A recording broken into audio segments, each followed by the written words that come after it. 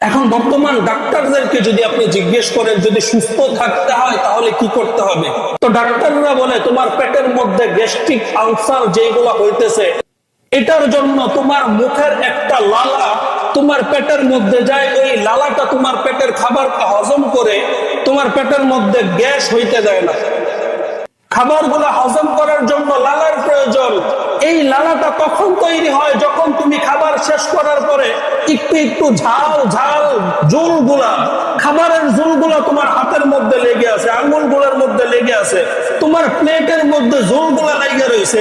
এই জোলগুলা যখন চাইটা চাইটা খাও তখন এই লালাটা তৈরি হয়। কোরআন হাদিসের কথা না রে ভাই, ডাক্তারদের কথা।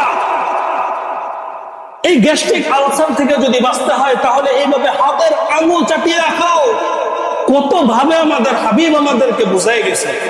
আমাদেরকে তো এটাও বলছেন যে প্লেট চাপিয়ে খাইলে পরের বেলা খাওয়ার আগ পর্যন্ত এই প্লেট তোমার জন্য দোয়া করবে। অথচ তারপরও আমরা এটারে এখন নিম্নমানের খানা মনে করি। আমার জন্য যেটা প্রয়োজন আমাকে সেটা করতে হবে। লোক তো কত কথাই বলবে।